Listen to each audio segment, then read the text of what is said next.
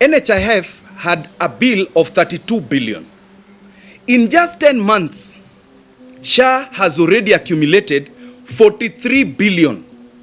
A baby who can hardly crawl has already accumulated 43 billion in unpaid claims. And remember, any patient going to India or abroad for treatment does not get any support from SHA. Why? They have not paid. Accusations have rocked the nation. Explosive claims are being made, and at the center of it all is a man who has walked the corridors of power for years, Cabinet Secretary for Health Aden Duale. The opposition says he is not just aware of grand corruption scandal, but he is actively protecting it. And this isn't just any scandal. It involves ghost hospitals, billions of shillings stolen, and allegations tied to members of his very own Somali community. This, my friends, is not a story about politics alone. This is a story about betrayal, a betrayal of Kenyans who trust a new healthcare scheme, the Social Health Authority, SHA, to rescue them from the broken promises of NHIF. But instead, SHA is already being accused of becoming yet another feeding trough for the powerful. It all began with a statement from a Democratic Action Party led by Eugene Wamalwa. The words were sharp, direct, and damning. On their official X handle, they alleged that ghost hospitals, non-existent facilities, were siphoning billions from SHA. And at the top of this racket, they claimed stood a shield, CS Aden Duale. The party went further, pointing fingers at specific individuals within the Somali community. They painted a picture of organized theft, wrapped in tribal loyalty and protected by political power. Listen to their words carefully. Now that Kenyans have said you are wrong on this, why can't you highlight the ghost hospitals belonging to members of your Somali community that swindled SHA billions under the protection of Duale? Heavy accusations. But are they true? Or is this simply another political battle disguised as an expose? To understand the weight of these accusations, we must first understand the man himself. Aden Duale is not new to controversy. Once a fierce defender of Uhuru Kenyatta and William Ruto in the Jubilee era, has later shifted allegiance fully to Ruto, rising again in power under UDA. Today, he stands as one of Ruto's most trusted men. For decades, Duale has been seen as the political voice of Kenya's Somali community. His words carry weight, his loyalty has earned him survival, and his influence stretches far beyond his office. So when his name is linked to a scandal of this magnitude, Kenyans listen. They wonder, is this the real face of power unmasked? Or is Duale simply a convenient target caught in the middle of opposition politics? But let's take a step back. What exactly is SHA? The Social Health Authority. For millions of Kenyans, SHA was introduced as the great savior. It was meant to replace the troubled NHIF, which had been marred for years by corruption, delays, and inefficiency. SHA promised universal coverage, a system where every Kenyan, whether rich or poor, will have access to healthcare without sinking into debt. A system funded by contributions from salaries, designed to lift the burden off the shoulders of struggling families. But dreams are fragile, and in Kenya, they often collapse under the weight of greed. If SHA, in its infancy, has already been infiltrated by ghost hospitals and fraudulent schemes, then the very foundation of trust has been shattered. And this is why the accusations sting so deeply, because if true, it means Kenyans were betrayed even before they could feel the change they were promised.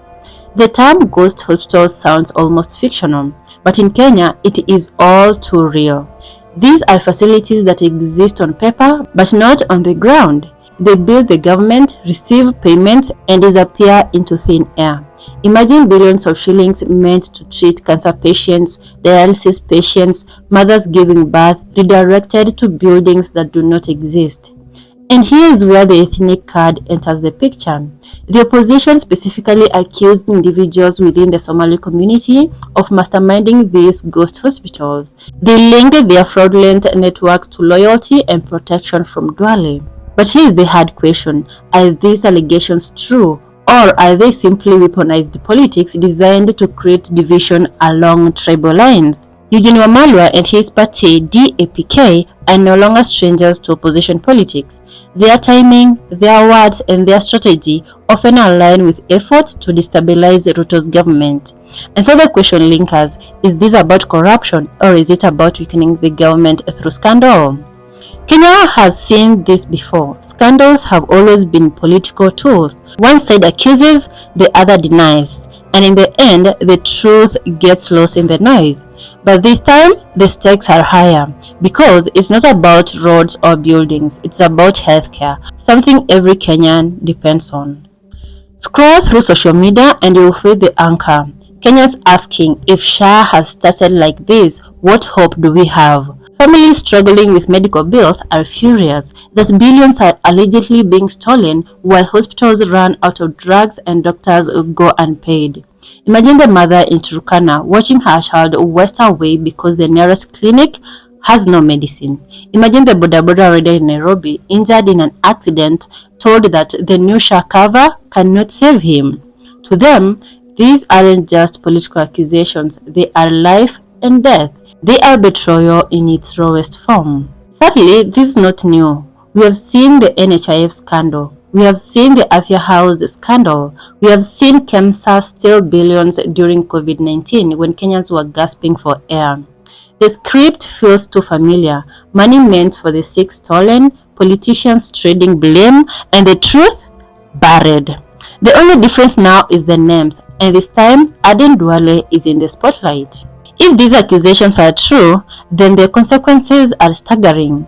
Duale's credibility will be shattered. Ruto's government will face yet another credibility crisis. But if it's false, then it means the opposition is playing with the most sensitive issue of all, healthcare for political mileage. Either way, Kenyans lose, and that is the tragedy of it all. So here we are, ghost hospitals, billions lost, a powerful cabinet secretary accused, a community dragged into the storm, and a nation once again betrayed. The opposition has thrown the first stone. Duale denies it, the government stays silent, and the Kenyans are left asking, who do we trust? Perhaps the truth will never fully come out, or perhaps someday someone will break the silence. But until then, the SHA scandal remains another dark shadow in Kenya's long history of broken promises. What do you think, my friends? Is Aden Duale the protector of corruption or a victim of Kenya's dirty politics? The truth remains hidden. And we've said enough is enough. We now demand for the immediate resignation of Honorable Aden Duale, the CS for health, for number 1, conflict of interest, number 2, complacency, number 3, trying to hoodwink Kenyans with theatrics of summoning the media